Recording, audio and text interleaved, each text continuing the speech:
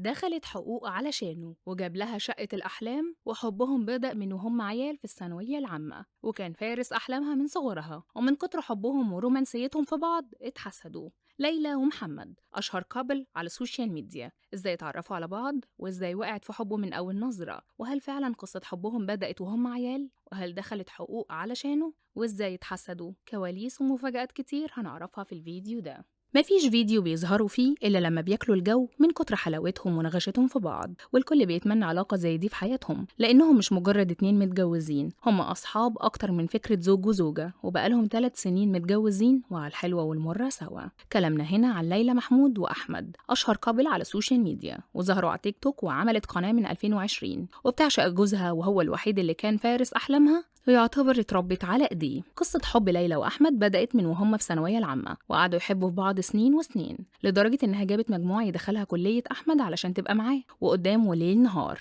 أحمد وليلى قرايب، واتعرفوا على بعض وهم في السنتر، ومن وهم في الثانوية العامة وهي وقعت في حبه من أول ما شافته، وكانت بتدعي إنها تتجوزه، وهو كمان وقع في حبها وشايلها فوق راسه.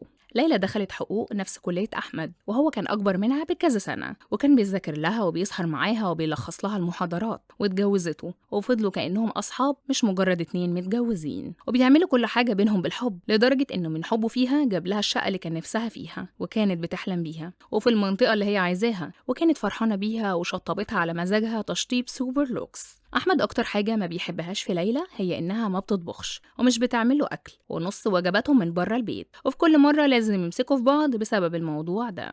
أحمد في كل مرة لازم يدي عادية ليلى تليق بيها، زي بوكيه ورد مليان فلوس وشوكولاتة، وبوكيه تاني مليان دولارات، وكانت البنات كلها بتحسدها على رومانسية جوزها وإنهم لايقين على بعض جدا. أحمد حقق حلمه واتجوز صغير وهم في العشرينات وبيدرسوا سوا، وده كان حلمه إن يتجوز صغير علشان عياله ما يبقاش في فرق بينه وبينهم كبير. أحمد وليلى أشهر كابل على السوشيال ميديا، اتحسدوا وحياتهم ما بقتش زي الأول، بامبي في بامبي، واللي حصل لهم محدش كان يتمناه أبدا. ليلى بعد ما اتخرجت حملت وجابت بنت اسمها ليلى على اسمها، وده من كتر حب أحمد في مراته، فسمى بنته على اسمها. مفيش كام شهر بعد ما خلفتها طلعت حامل، وهنا بدأت الدوامة، وبدأ الحسد والمشاكل تدخل بينهم، لدرجة مفيش يوم بيعدي إلا وهي في المستشفى.